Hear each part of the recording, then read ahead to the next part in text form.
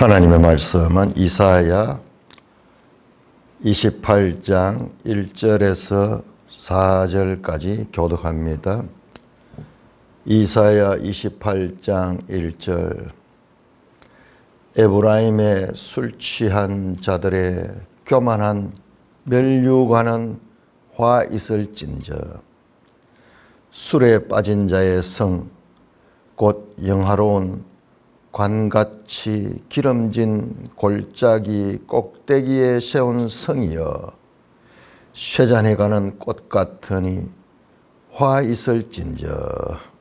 보라, 주께서 강하고 힘있는 자가 쏟아지는 우박같이, 파괴하는 광풍같이, 큰 물이 넘침같이 손으로 그 멸관을 땅에 던지리니.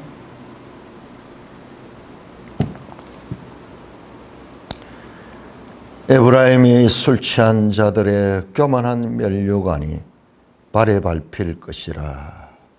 그 기름진 골짜기 꼭대기에 있는 그 영화가 쇠잔에 가는 꽃이 여름 전에 처음 익은 무화과와 같으리니 보는 자가 그것을 보고 얼른 따서 먹으리로다. 하나님, 은혜를 감사합니다. 오늘도 놀라운 하나님 말씀을 우리에게 베풀어 주십니다.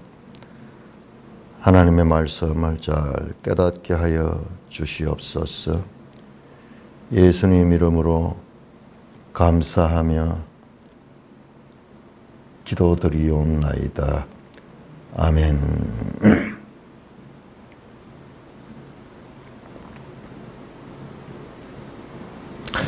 자, 28장부터는 이제 또 다른 주제입니다. 27장까지가 이사야의 계시록 또는 종말론, 그런 주제였다면, 제가 봤을 때는 어제 했던 부분 27장 2절부터 13절까지는 그 이사야의 계시록에 붙을 수도 있고, 내용상으로 28장 이후의 주제와도 연결이 되는 이와 같은 역할인 것 같아요. 문의 경첩 역할. 자, 이 경첩이 있으면은 이렇게 열리기도 하고 이렇게 닫히기도 하는 그런 중간에 경첩 역할을 하는 것이 아닌가, 내용을 보시면은 그런 것이 느껴집니다. 그러면서도 종말론적인 그 하나님의 성취, 그날에 큰 나팔을 부르니, 그러면서 이 쫓겨난 자들이 하나님께 돌아오는 그런 내용들이 나오죠. 자, 28장부터는 우리 다시 한번 매일 성경 구조를 한번 볼까요? 28장부터는 여기는 6가지 재앙신탁 뭐 그렇게 되어 있는데, 33절까지, 28장의 33절까지 조금 이 제목 뽑았는 게 참 찾기가, 이 주제를 찾기가 쉽지 않아요. 쉽지 않은데 그렇게 했습니다. 자, 그런데 이걸 한번 보세요. 3번, 큰 3번, 즉 13장에서 35장까지, 39장까지, 그러니까 큰 3번이 온 인류를 향한 하나님의 주권, 그 다음에 큰 4번이 역사로 증명되는 하나님의 주권.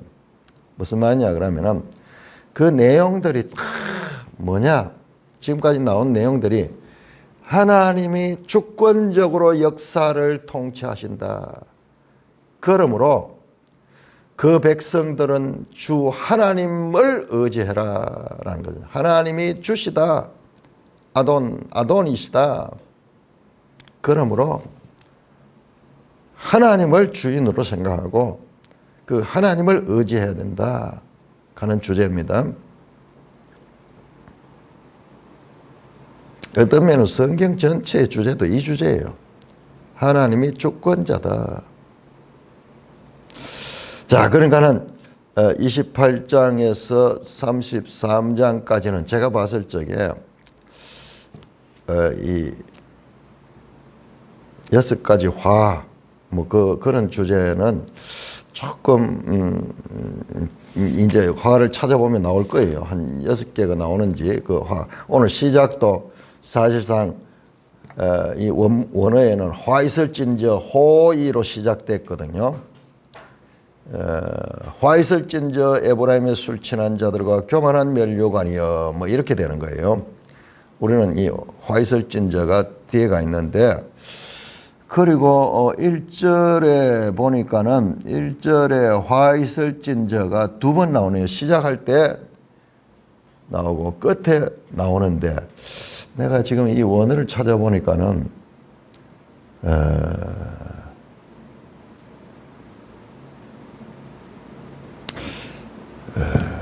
사마니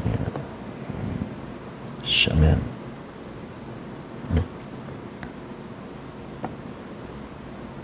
할람 2번이 나오지가 않는데 왜 이렇게 2번이 나오는가? 한번 그건 나중에 한번 더 자세히 한번 찾아봐야 되겠습니다. 자, 지금 28장부터 이어지는 내용들은 유다에 관한 말씀이에요. 유다에 관한 말씀입니다. 그런데 시작은 에브라임이 나오죠. 북이스라엘이 나오죠. 자, 이것은 이 북이스라엘을 이야기하면서도 궁극적으로는 유다에 대한 교훈을 주기 위해서 이 북이스라엘 이야기가 나옵니다. 왜냐 그러면은 북이스라엘은 아마 지금 이 말씀이 주어진 것이 히스기야 때거든요. 히스기야. 그거를 생각하면은 이미 북이스라엘은 망했습니다. 자, 다시 한번 지도를 봅시다. 자, 이 역사 배경을 모르면은, 자, 181쪽. 자, 181쪽. 자, 181쪽을 보시면은 분열 왕조 시대 역대 왕 나오죠. 자, 보세요. 히스기야가 통치하던 시대는 BC 715년에서 687년이요. 그러니까 이미 북왕국은 722년에 망했습니다. 나오죠. 사마리아 함락 그러면서 이제 왕조가 끝이 났죠. 끝이 났죠. 그러니까는 이어지는 내용들이 전부 히스기야 시대, 히스기야 시대. 그러니까는 여기서 북이스라엘을 언급하는 것은 유다의 히스기야 시대에 주시는 말씀이다. 그럼 우리는 히스기야는 아주 신실한 왕이고 훌륭한 왕으로 알려져 있지만은 사실상 히스기야 시대가 다 그랬던 게 아니에요. 다 그랬던 게 아니에요. 열왕기를 자세히 보면요. 그렇지 않습니다. 히스기야도 아주 부족한 면이 많았습니다. 그리고 여기도 이제 그런 내용들이 많이 나옵니다. 그렇지만 결정적으로 믿음으로 하나님께 구하고 하나님께서 그 기도에 응답하시고 역사해 주셔서 아까 나왔죠. 구조에 나오는 하나님이 주권자다. 그걸 믿고 하나님께 매달리고 하나님만 의지했을 적에 하나님이 그걸 확인시켜 준 사건이 히스기야 때 있었던 사건입니다. 자세히 공부해 보면요. 이 이사야 내용이 그 길을 향하고 있어요. 여러분 이사야의 내용을 듣다 보면은 너무 이상하거든요.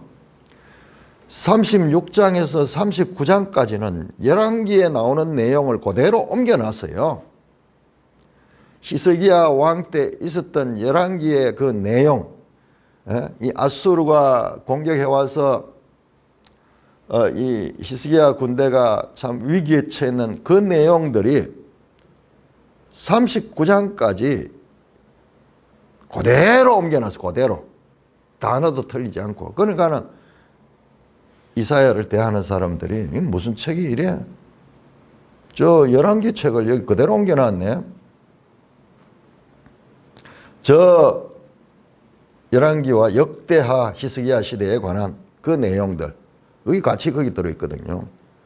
그래서 뭐 이건 그건 선지자의 말도 아니고 그 역사 이야기를 그대로 옮겨놨는데, 그런 이사야서가 일관성도 없고 그거는 이사야가 기록한 것이 아니다. 그런데 그걸 그대로 통째로 그렇게 들어 옮겨놨다. 이러기 때문에 불신하는 거예요.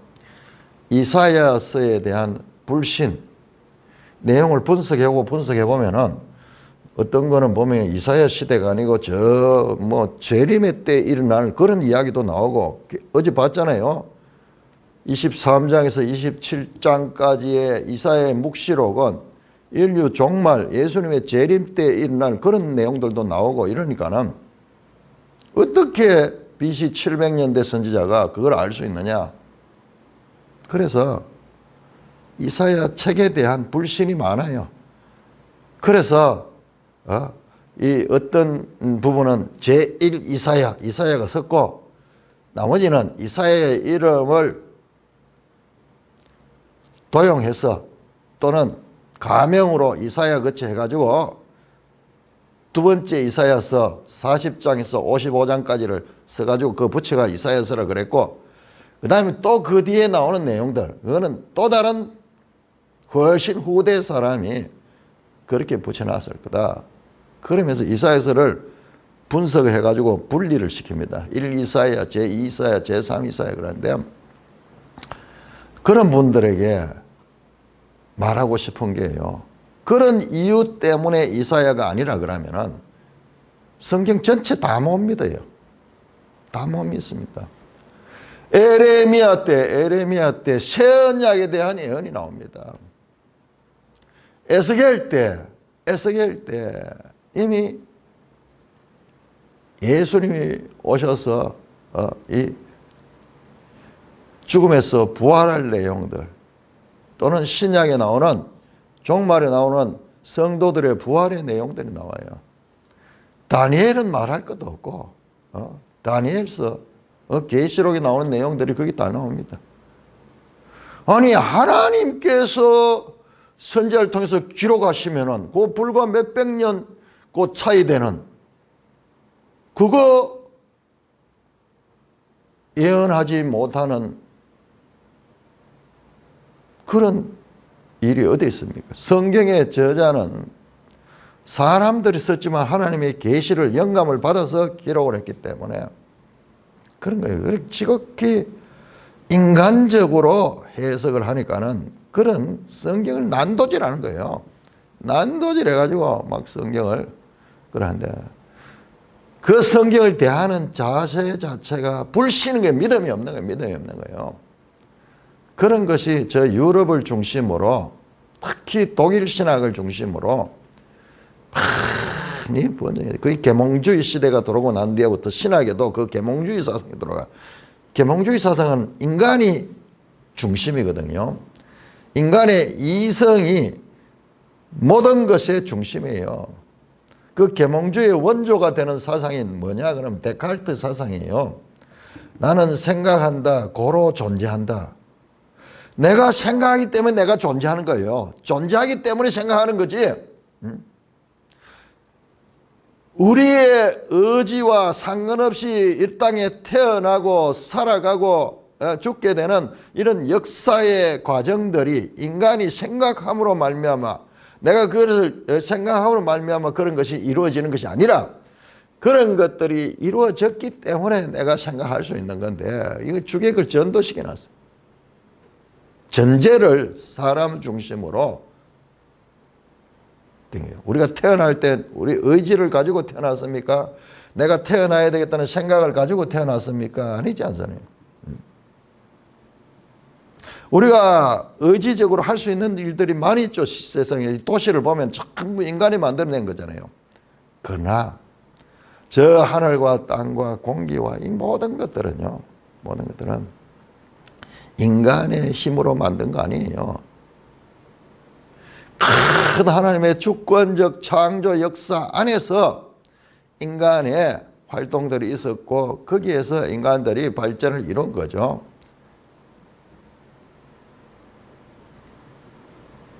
주객이 전도돼 버린 거예요. 모든 걸 보니 인간이 만드는 것 같고, 그러니까는 하나님조차도 인간이 살렸다가 죽였다가 하는 그런 사상을 가지는 거예요.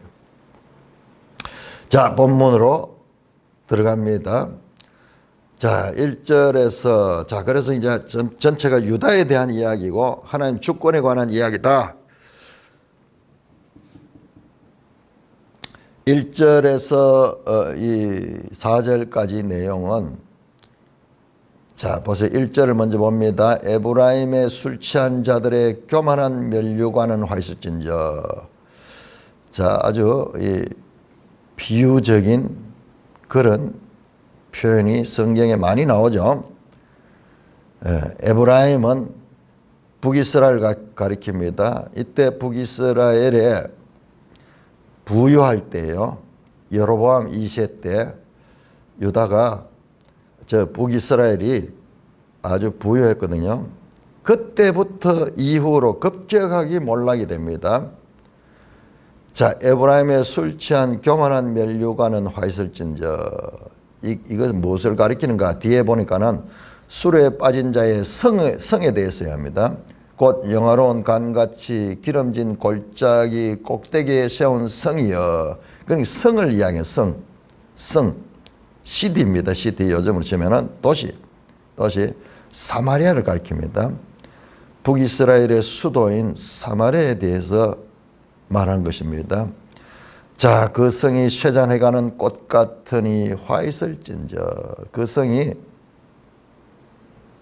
술 취한 자들의 교만한 면류관, 술에 빠진 자의 성이 됐다는 거예요. 온 도시 자체가, 북왕국의 수도 자체가 술로 찌들어 있는 그런 성이 됐다는 거예요. 배부르고 그리고 평화하니까는 뭘 하느냐? 타락하는 모습이에요. 타락하는 모습이에요. 그 결과 쇠잔해가는 꽃같이 됐다. 2절입니다. 보라, 주께서 강하고 힘있는 자가 쏟아지는 우박같이 파괴하는 광풍같이 큰 물이 넘침같이 손으로 그 면류관을 땅에 던졌다. 주께서 하십니다. 하나님이 하십니다. 어떻게? 아수르를 몽둥이를 통해서 강하고 힘있는 자, 아수르에 대한 관용적 표현이죠. 쏟아지는 우박같이 파괴하는 광풍같이 큰 물에 넘친같이 세 가지 표현인데, 큰 우박이, 우리는 이런 우박을 경험 못했어요. 주먹만한 그 돌덩이 같은 우박이 떨어져 가지고 모든 농작물이나 집이 다 파괴되는 것 같이, 또는 광풍같이 큰 바람이 불어가 모든 것을 다 날려버리는 그런 바람같이, 아니면 홍수, 큰 물에 넘침같이, 홍수가 저 메소포타미아 지역에 유브라데 강에 홍수가 막 나고 티그리스 강에 홍수가 나면은 모든 걸 다 썰어가 버리죠. 우리도 지금 지난주에 저기 이 거제 지역이 막 집중적으로 홍수가 넘치가지고 막 다 썰어가 버렸어요. 엄청난 차가 뭐 몇백 대가 다 막 거의 못 쓰게 되고, 그 면류관을 땅에 던질 것이다. 아수를 통해서 하나님께서 이 에브라임의 면류관 역할하는 사마리아를 이제 무너뜨릴 것이다. 땅에 던질 것이다. 그 말씀입니다.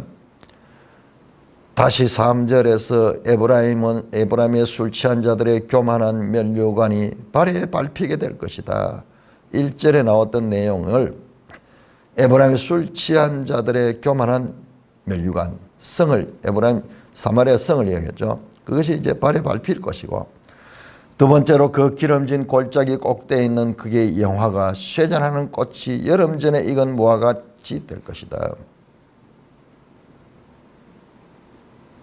역시 사마리아에 대한 표현을 반복하며, 자, 여름 전에 처음 익은 무화 같으니 보는 자가 그것을 보고 얼른 땀을. 우리는 이 무화과 나무가 우리나라에는 별로 없어서 잘 이해를 못하는데, 이 무화과는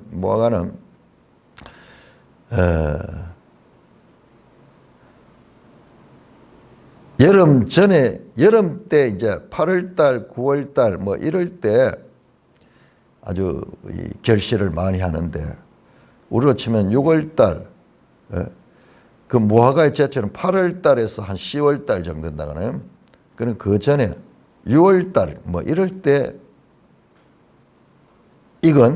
처음 익은 무화과는 결실기가 아니기 때문에 나서면 누구든지 보는 사람마다 이렇게 먼저 따먹어 버린다 이 말이에요. 따먹어 버린다.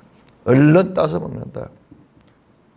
결국 BC 722년 아수르에서 멸망당한 북이스라엘을 지금 말하는 거예요.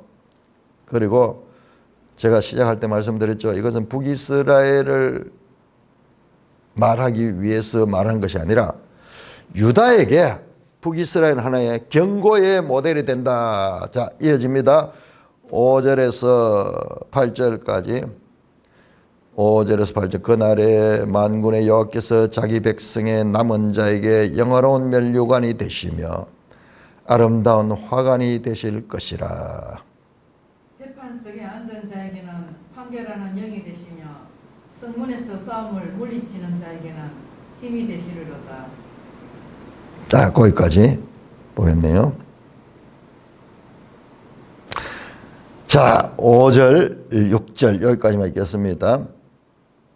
자, 그날은 앞에 나왔던 북이스라엘이 여름 전에 처음 익은 무화과 나무 같이 보는 사람이 그 얼른 따서 먹어버리듯이 급격하게 BC 722년 아수르에서 멸망하던 그때에 만군의 여호와께서 자기 백성의 남은 자에게 영화로운 면류관이 되실 것이다. 자기 백성의 남은 자는 북이스라엘이 10지파잖아요. 10지파. 그래서 여기에 남은 자는 유다는 2지파만 남아 있었잖아요. 그 유다에게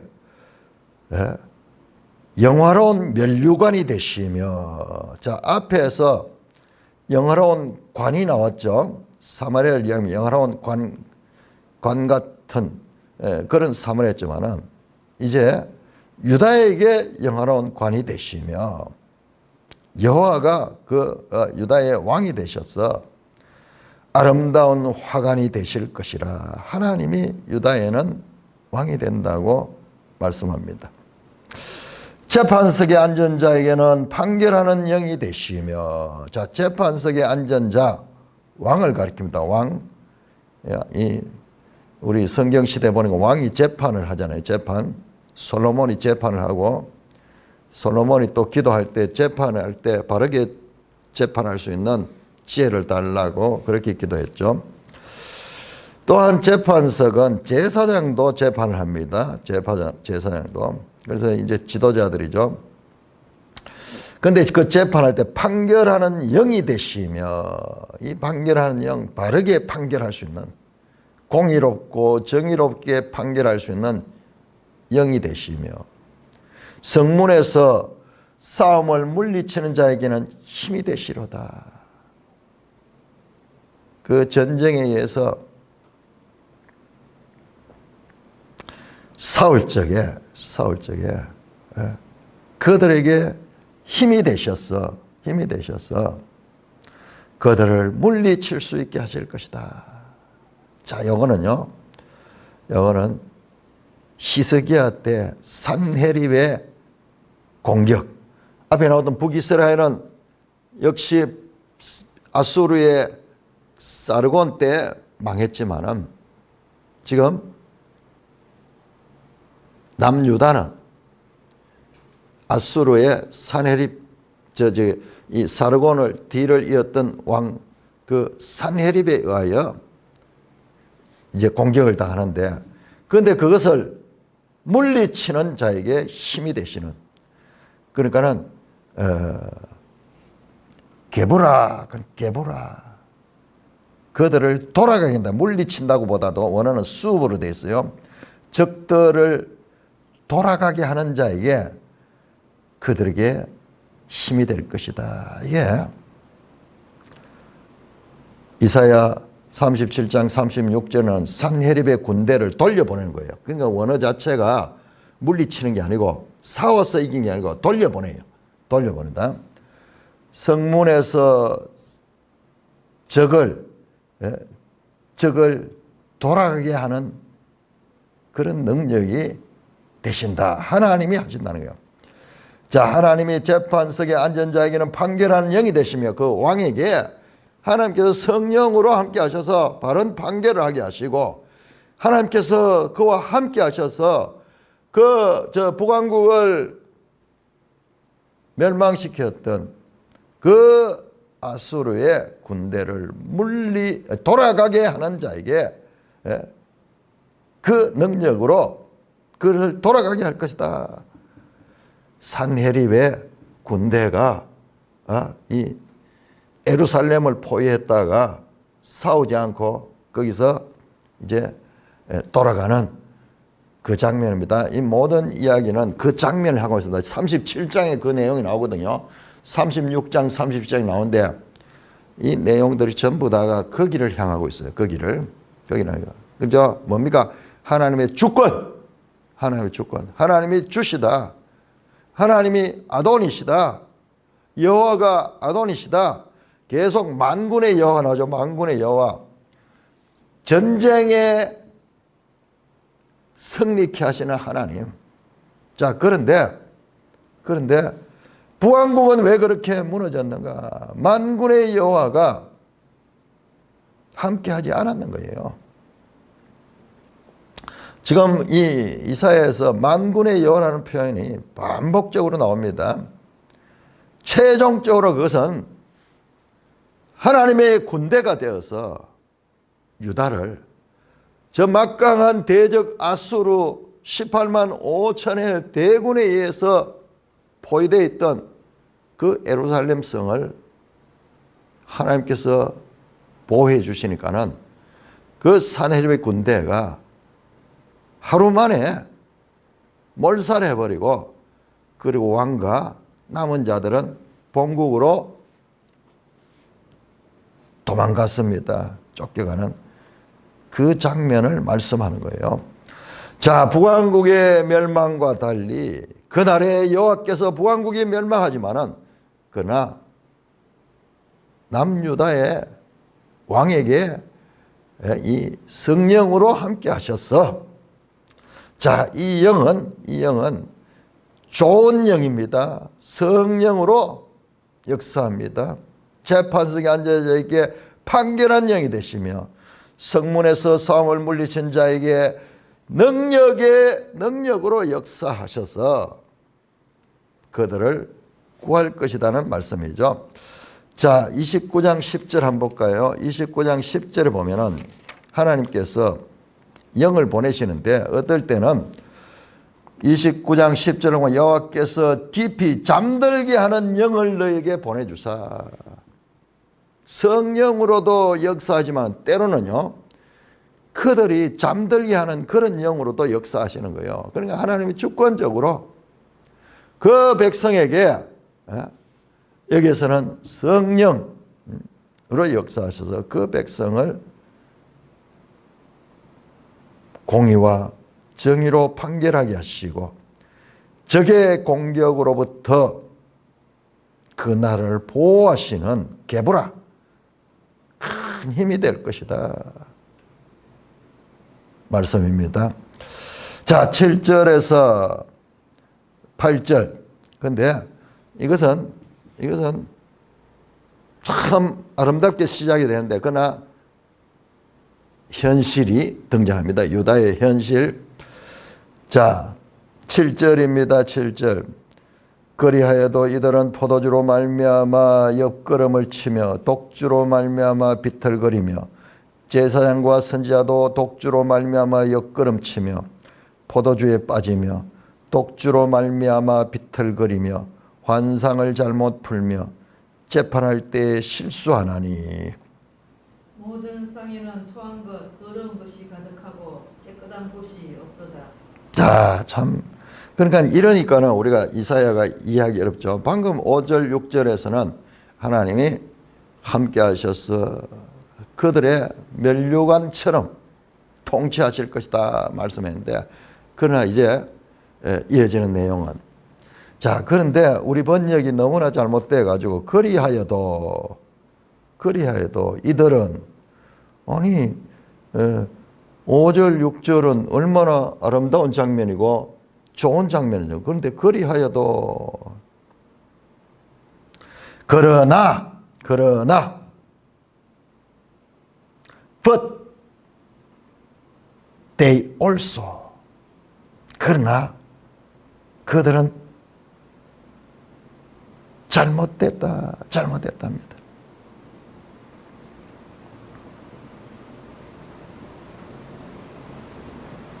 유다의 현실을 말합니다. 이들은 포도주로 말미암아 옆걸음치며 독주로 말미암아 비틀거리며 저 에브라임과 똑같잖아요.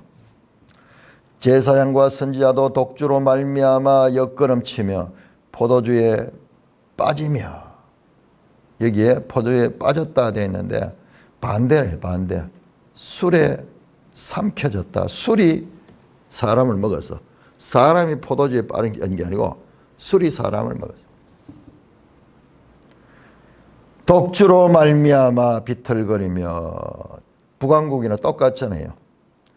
환상을 잘못 풀며 하나님께서 주시는 환상을 자기중심적으로 그렇게 잘못 풀며 재판할 때 실수하나니 6절에 보니까는 재판사직에 앉은 자에게 판결한 영이 됐다는데 그게 없어요. 그게 없습니다.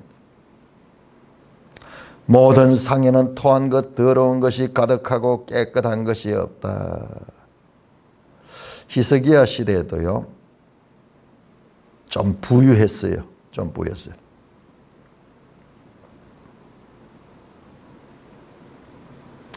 그러니까 유다도 마찬가지야. 북왕과 똑같이 이렇게 이 북왕국이나 남왕국이나 동일하게 술의 도시가 되어버렸다. 자, 9절에서 13절 교독합니다. 그들이 이르기를 그가 누구에게 지식을 가리키며 누구에게 도를 전하여 깨닫게 하려는가? 젖떨어져 품을 떠난 자들에게 하려는가?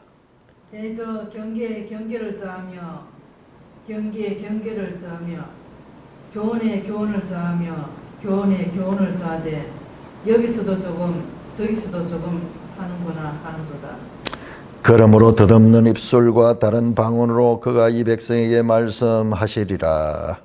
전에 그들에게 이르시기를 이것이 너희 안식이요 이것이 너희 상쾌함이니 너희는 곤비한 자에게 안식을 주라 하셨으나 그들이 듣지 아니하였으므로 여호와께서 그들에게 말씀하시되 경계에 경계를 더하며 경계에 경계를 더하며 교훈에 교훈을 더하며 교훈에 교훈을 더하고 여기서도 조금 저기서도 조금 하사 그들이 가다가 뒤로 넘어져 부러지며 걸리며 붙잡히게 하시리라. 아주 유명한 구절이고 인상적인 구절이요. 같은 말이 반복되어서 나오니까는 거기 나오죠. 경계에 경계를 더하며 경계에 경계를 더하며 교훈에 교훈을 더하며 교훈에 교훈을 더하며 여기서도 조금 저기서 조금 다시 13절에 또 나오죠. 경계에 경계를 더하며 경계에 경계를 더하며 그러니까는 뭔가 말이 반복되는 거 인상적인데 무슨 의미인지는 잘 몰라. 별로 좋은 의미는 아닌 것 같죠. 자, 우리 매일 성경 주석이 이 부분을 다루고 있습니다. 10절과 13절에 나오는 경계에 경계를 교훈에 교훈을 더하며 여기서도 조금 저기서도 조금로 번역된 히브리어는 차브라 차브 차브라 차브 카브라 카브 카브라 카브 제르삼 제르샴이다. 뜻이 불분명해요. 이게 여기는 무슨 교훈에 교훈을 더하며 교훈에 교훈을 이기는 더하며 하는 게 없어요. 그냥 교훈 교훈 경계 경계 경계를 하기보다도 명령 명령 명령 그 다음에 교훈 하는 거는 교훈이라 이러고 심판 심판 그런 말이에요. 차부 라차부 명령 명령 차부 라차부 명령 명령 라카부 라카부 심판 심판 차부 카부 라카부 제르삼 제르샴 여기서도 조금 저기서 조금 이 뜻이 문장이 안 되는 말이에요. 문장이 안 되는 거 뭐냐 그러면은 뜻이 불분명한데 예언자의 말을 비꼬며 흉내내는 뜻없는 소리일 수 있다. 그렇습니다. 뭐냐 그러면 9절에 보세요. 그들이 이르기를 그들은 누구냐 앞에 나오는 재판을 할 때 실수하고 제사장 선지자가 독주로 말미암아 옆걸음치는 그들입니다. 그들 유다의 이 종교 지도자들 그들이 이사야에게 말하는 거예요. 이사야에게 그가 누구에게 지식을 가르치며 누구에게 도를 전하여 깨닫게 하는가. 이사야가 예언을 하고 막 그 말씀을 선포하는데 그 누가 그 알아듣겠나 그런 말입니다. 저 떨어진 품을 떠난 자들에게 하려는가. 아기들한테 말하는 건가. 왜냐하면은 이사야의 말을 들어보니까는 명령 명령 심판 심판 여기서도 조금 저기서 조금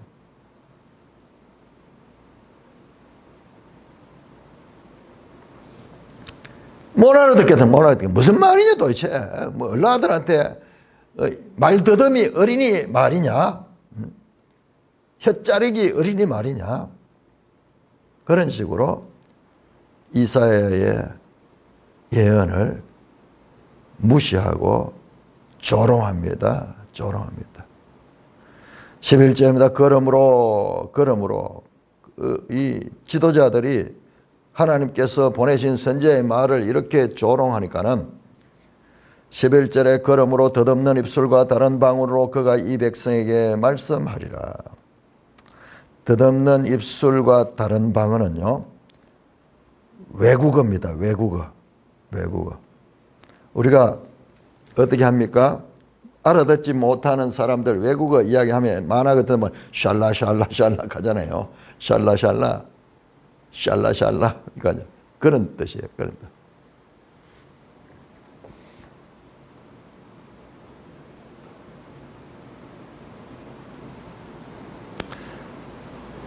덧없는 입술과 다른 방언은 외국어죠. 외국어. 덧없는 입술 같습니다. 같은 외국어를 가리키는 다른 표현입니다. 그가 이 백성에게 말하리라.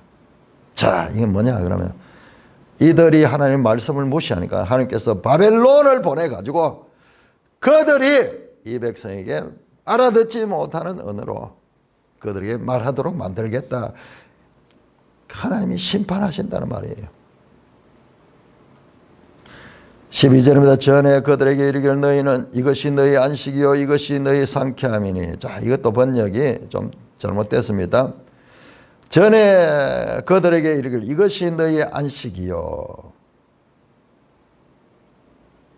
그 다음에 이것이 너희의 상쾌함이 아니고 그 뒤에 나오는 이것이 너희는 곤비한 자에게 안식을 주라 하셨느니. 이게 뭐냐 그러면은 10계명에 안식일 계명을 이야기해요. 안식일 계명에 어떻게 지켜야 되는가 하면 자기들만 안식일 지키는 게 아니라 그 일하는 종들 외국인들까지 다 함께 안식일을 지키라 그렇게 말했잖아요. 쉬는 날 곤비한 자에게 안식을 주라. 곤비한 자들은 그 나그네들, 종들, 외국인들, 외국인 근로자들 뭐 이런 사람들이죠. 그들에게 온 집안에 있는 자기들 가족만 아니라 일꾼들까지 다 안식을 하라. 이것이 너희가 상쾌하다 하는 말은 리프레싱, 안식하다 뭐 그런 말, 쉬다 이런 말이에요. 쉬다. 메누화, 안식이란 말은 메누화. 그다음에 곤비한 자에게 안식을 주라. 이것도 누화 같은 안식입니다. 상쾌하다 하는 건 메게하. 이것도 안식이라는 의미가 있어요. 그런데 이 안식일을 온 가족과 직원들, 노동자들까지 다 싫어했는데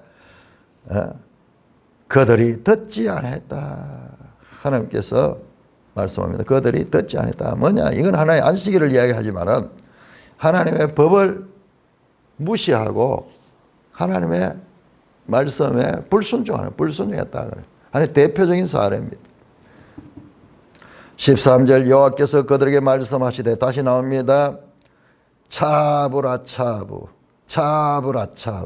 카브라카브 제르샴 똑같이 그러다가 그들이 가다가 뒤로 넘어져 부러지며 걸리며 붙잡히게 하시리라. 이렇게 하나님의 말씀을 무시하다가 바벨론 포로가 될 때까지 징계를 받다가 뒤로 넘어지고 부러지며 걸렸다가 나중에는 붙잡히게 돼 바벨론의 포로로 잡혀갈, 바벨론의 포로가 될 때까지 징계를 받게 되며 말씀이 제대로 없는 유다에 대한 하나님의 심판을 말씀하고 있는 것입니다. 자, 28장 14절에서 15절까지 교독합니다. 28장 14절 이러므로 예루살렘에서 이 백성을 다스리는 너희 오만한 자여 여호와의 말씀을 들을지어다. 너희가 말하기를 우리는 사망과 언약하였고 소울과 맹약하였은즉 넘치는 재앙이 밀려올지라도 우리에게 미치지 못하리니 우리는 거짓을 위하여 거짓의 피난처로 삼았고 우리는 거짓을 우리의 피난처로 삼았고 그 위 아래에 우리를 숨겼음이라 하는도다. 야, 자 연속됩니다. 내용이.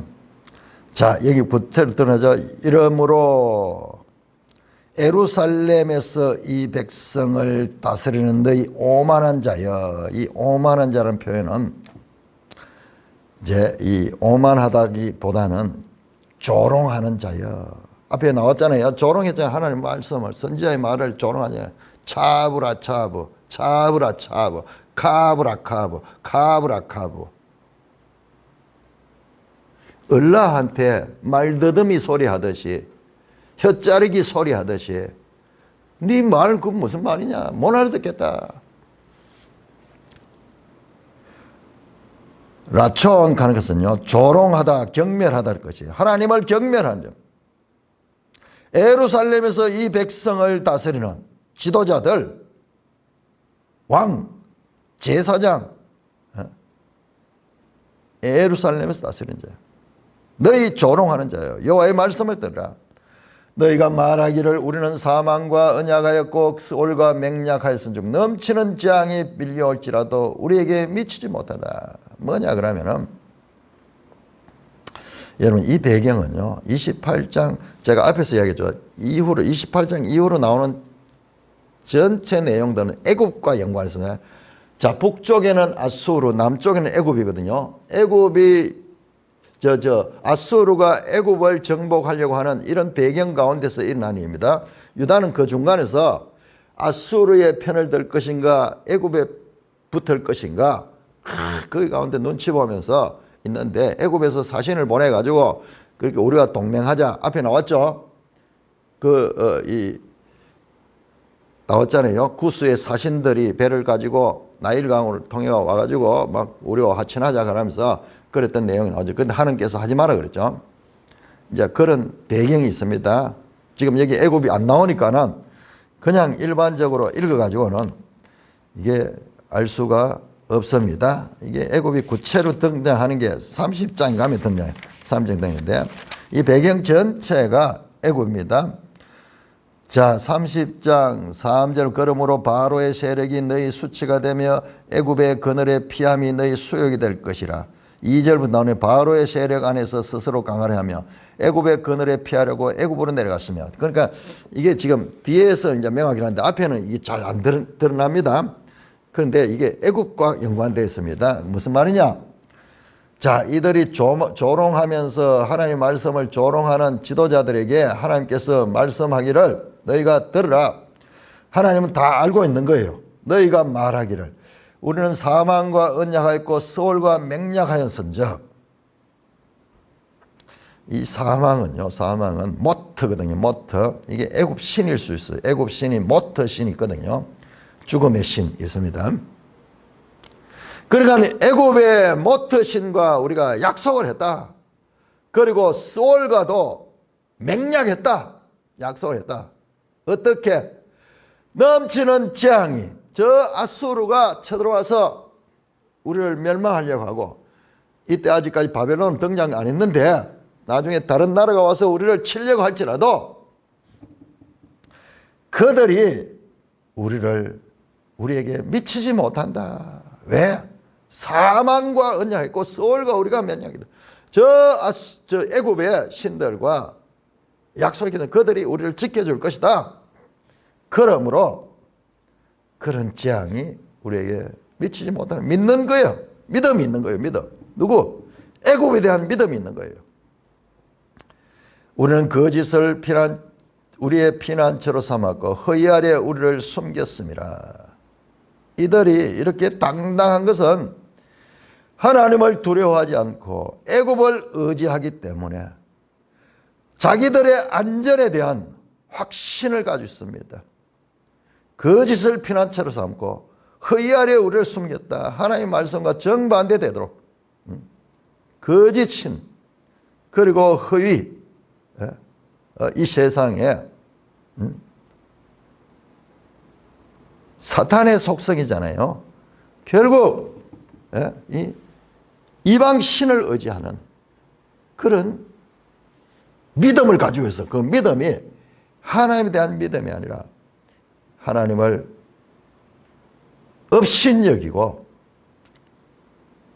앞에서도 나왔죠. 우리 한번 쳐보라고. 집을 무너뜨려 보라고. 그러면 우리 벽돌로 다시 집 쌓으면 되지. 그러면서 그들이 믿음이 있는 거예요. 이 믿음의 근거가 뭐냐 그러면은 사망과 언약하고 스올과 맹약하는, 저게 근본적으로 애굽에 대한 믿음이에요. 애굽에 대한 믿음. 자, 그래서 여러분 이사야서를 보면은 애굽을 믿지 말고 사람을 의지하지 말고 병마의 많음을 의지하지 마라, 이 말이요 후렴처럼 반복적으로 나옵니다.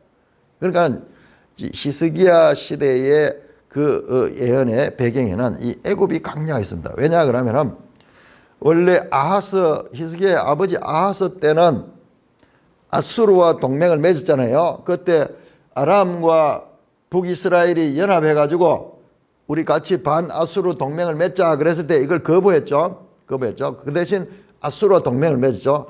그래서 아수르로부터 살아남을 수 있었는데 나중에 아수르가요 다시 유다를 공격해가지고 다 빼앗아가 버립니다. 그 히스기야는 그 아수르와 동맹을 끊습니다. 끊고 애굽과 또 애굽에서 막 그렇게 요구도 하고, 그러니까 애굽과 이 동맹을 맺는 그런 이 배경이 있습니다. 자, 16절에서 20절까지, 여기 이 부분은 아주 중요한 부분인데, 16절에서 20절까지 교독합니다. 16절, 그러므로 주 여호와께서 이같이 이르시되 보라 내가 한 돌을 시온에 두어 기초를 삼았노니 곧 시험한 돌이여 귀하고 견고한 기초돌이라.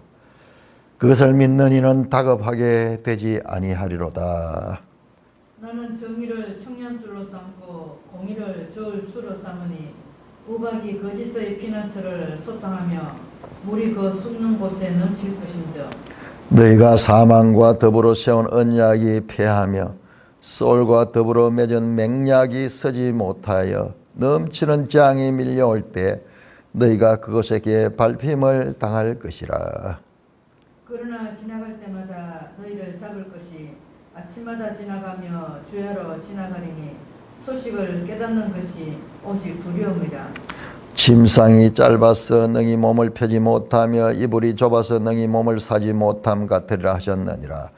자, 그런데 하나님은 그와 같은 유다를 향해서 말씀합니다. 그러므로 주 여호와께서, 여기에 아주 엄청난 내용이 나옵니다. 이같이 이르시되 보라 내가 한 돌을 시온에 두어 기초를 삼았느니 곧 시험한 돌이요 견고하고 귀하고 견고한 기초더라. 그것을 믿는 이는 다급하게 되지 않는다. 이들이 애굽을 믿고 있는 그 가운데서 하나님께서 애굽을 그들을 징계하고 심판하지 않고 이와 같은 그들 앞에서 메시아에 대한 예언을 줍니다. 보라로 시작됩니다. 여기에 보라가 중간에 나오네요. 보라, 원래 시작은 봅니다. 나를 보라.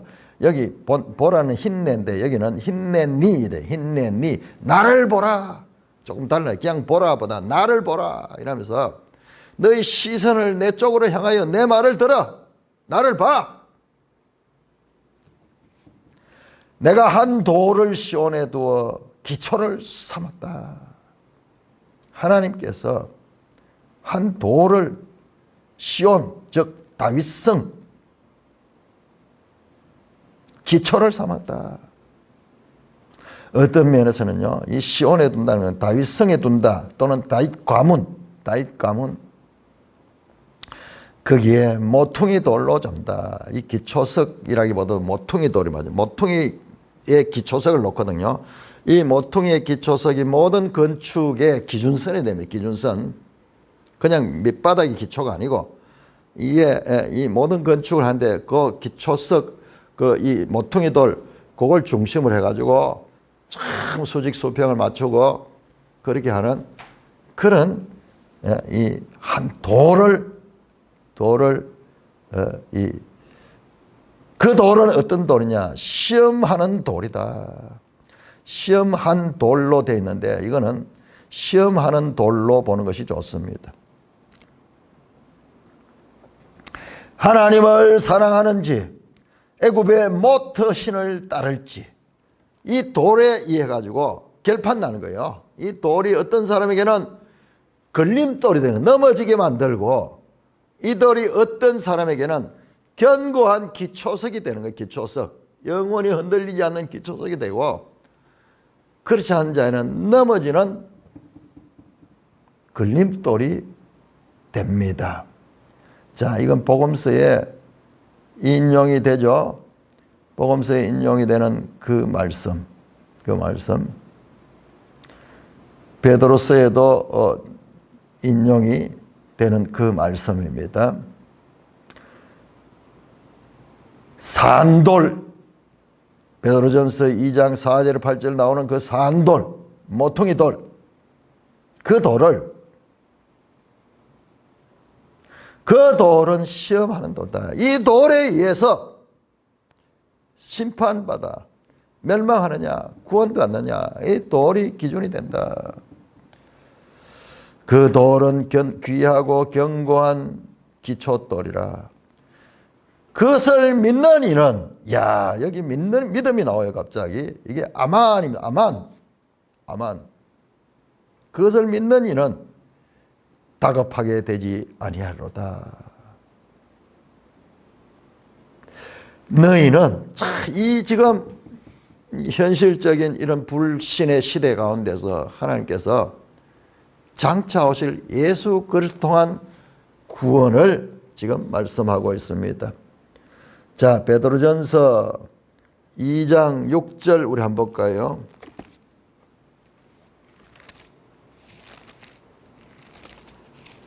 베드로전서 2장 4절부터 보는 게 좋겠네요. 4절부터.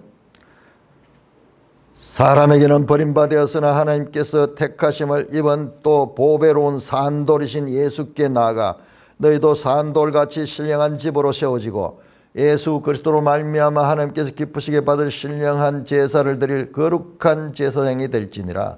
성경에 기록됐으니 지금 이 본문을 인용했습니다. 보라, 내가 택한 보배로운 모퉁이 돌을 시온에 두노니 그를 믿는 자는 부끄러움을 당하지 아니라 하였으니 그러므로 믿는 너에게는 보배이나 믿지 않는 자는 건축자들이 버린 그 돌이 모퉁이의 머릿돌이 되고 또한 부딪히는 돌과 걸려 넘어지게 하는 바위가 되었다. 자, 이 시험하는 돌은 이게 누구에게는 기초돌이 되지만은 믿지 않는 자들에게는 걸려 넘어지게 하는 그런 돌이다. 여기 다급하게 되지 아니하라 하는 게 이제 그런 부끄러움을 당하지 않게 될 것이다. 이 돌을 믿는 이는 구원받는 거예요. 구원받는 거. 반석 위에 세운 집과 같이 흔들리지 않는 구원을 받는 거예요. 나는 정의를 청량줄로 삼고 공의를 저울추로 삼으니 하나님께서 이 정의와 공의, 이게 어떤 면에서 거꾸로 됐어요. 정의가 이 체데크고 공의가 미스파트인데 이게 미스파트를 정의라고 번역하고 체데크를 공의라고 번역했는데 뭐 의라는 것에서는 동일하지만은 그거는 자, 하나님의 보좌의 기초는 정의와 공의, 정의와 공의야. 이 그때 나올 때 이 단어예요. 미스파트와 체데크. 하나님의 이 속성입니다. 거짓 이런 것은 하나님과 함께 할 수 없고 의로운 거 정의를 청량줄로 삼고 공의를 저울추로 삼으니 자와 저울 모든 걸 달아보고 청량하는 하나님의 청량은 정의가 되고 하나님의 저울추는 공의가 되는데 그러므로 이와 반대되는 거짓 앞에 나왔죠. 거짓을 우리의 피난처로 삼고 허위를 우리를 숨겼다 했던 그 유다인들이 믿었던 우박을 보내가지고 거짓의 피난처를 소탕하며 허위 아래에 숨었죠. 물을 보내가지고 그 숨은 곳에다 넘치게 보내버려서 너희가 사망과 더불어 세운 언약이 패하며 소울과 더불어 맨약이 서지 못하며 넘치는 재앙이 밀려올 때 너희가 그것에게 발키병을 당할 것이다.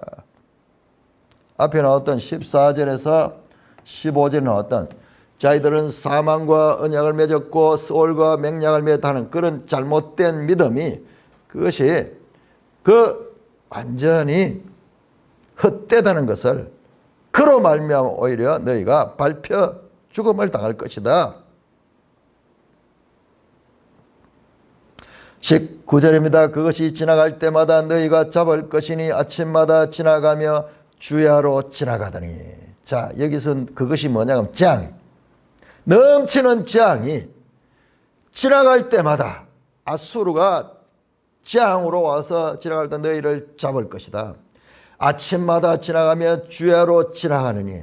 여러분, 이 아수르의 공격은요, 그 아버지 왕 때 공격했다가 나중에 다시 돌아갔다가 다시 그 아들 왕 때 또 공격하고 계속 몇 대에 이어지게 애굽을 공격하기 위해서 유다를 짓밟게 됩니다. 그때 그 이야기입니다. 주야로 소식을 듣는 것이 소식을 깨닫는 것이 오직 두려움이라. 왜냐 그러면 이 아수르가 한 번씩 내려올 때마다 참 멀리서 이제 소식이 들리는 거예요. 그럴 때 두려운 거예요. 침상이 짧아서 능히 몸을 펴지 못하며 이불이 좁아서 능히 몸을 사지 못함 같으리라. 무슨 말이냐 그러면 안식이 없다는 거예요. 여러분 침상이 짧은 침상에 누우면 편하지 않죠. 짧은 이불을 덮으면 추울 때 한쪽은 드러나고 이렇게 하죠. 뭐냐? 애굽의 이 침상과 이불 같아서 너희를 쉬지 못하고 보호하지 못하게 될 것이다. 그리고 하나님의 정의와 공의가 오히려 너희를 심판하게 될 것이다 라고 말씀하는 것입니다. 자, 21절에서 22절까지 오늘 여기까지만 조금 시간이 지났지만 여기까지 연결을 해서 봅니다. 여기 아주 주제예요. 핵심 주제입니다. 21절입니다. 28장 20 대저 여호와께서 보라심산에서와 같이 일어나시며 기브온 골짜기에서와 같이 진노하사 자기 일을 행하시리니 그의 일이 비상할 것이다. 자기의 사역을 이루시니 그의 사역이 기이할 것이다. 그러므로 너희는 오만한 자가 되지 말라. 너희 결박이 단단해질까 하노라. 대저 온 땅을 멸망시키기로 작정하신 것을 내가 만군의 주 여호와께로부터 들었느니라. 자, 이게 무슨 말이냐 그러면요. 대적하는 말은 왜냐하면 여호와께서 보라심산에서와 같이 일어나시며 기브온 골짜기와 같이 일어나시겠지.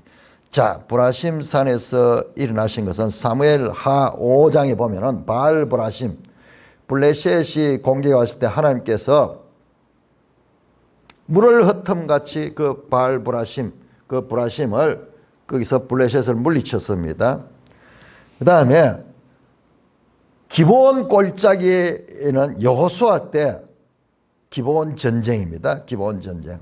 하나님께서 강력하게 역사하셔가지고 적들을 물리친 거예요. 하나님이 직접 개입해가지고 저 바알 보라심 블레셋을 물리치고 그 다음에 여호수아 때 기브온 골짜기에 기브온이 이스라엘 백성이 항복했거든요. 그러니까는 주변 여러 나라들이 동맹을 맺어가지고 이 기브온과 이스라엘을 같이 대적해 올 때 하나님께서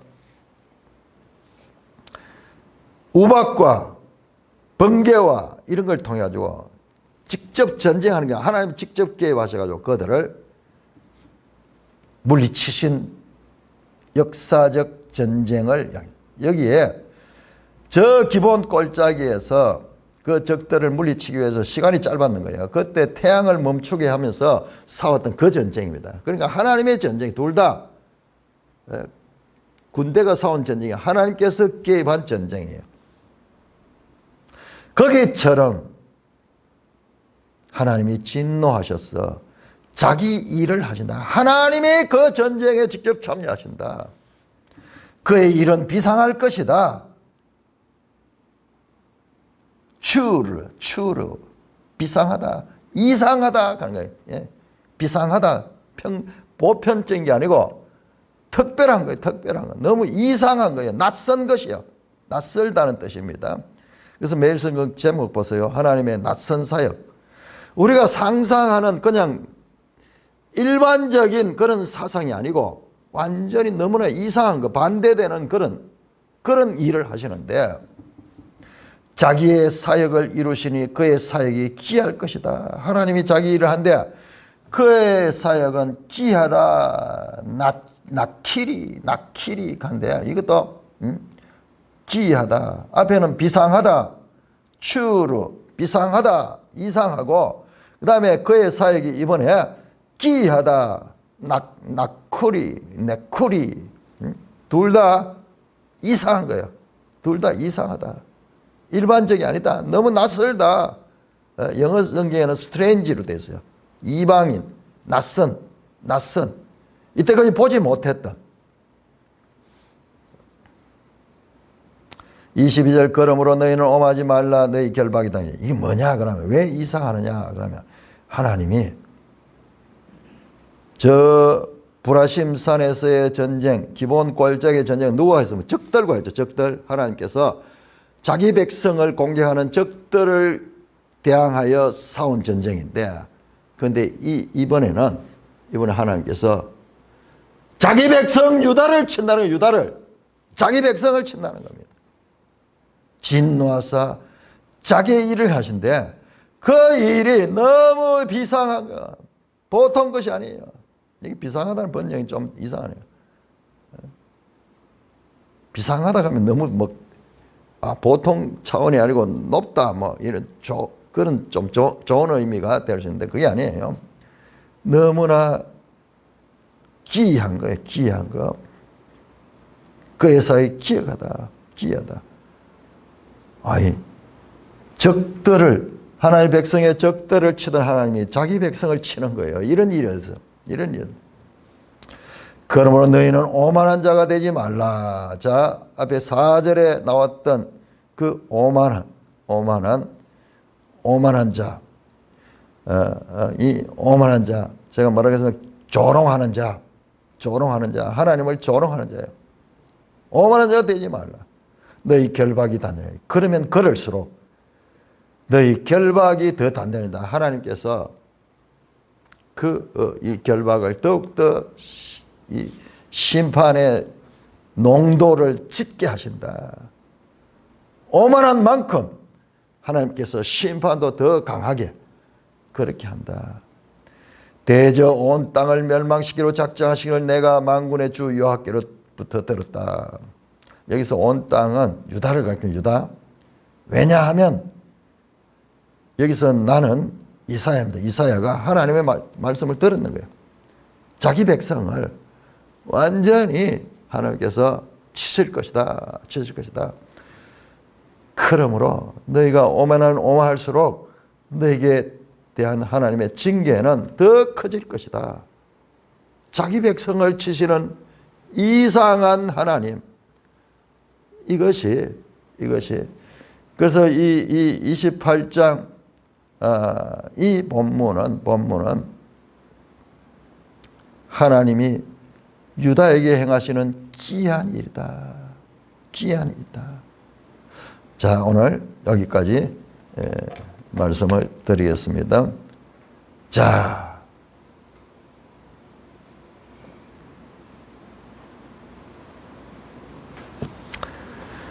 찬송가 204장입니다.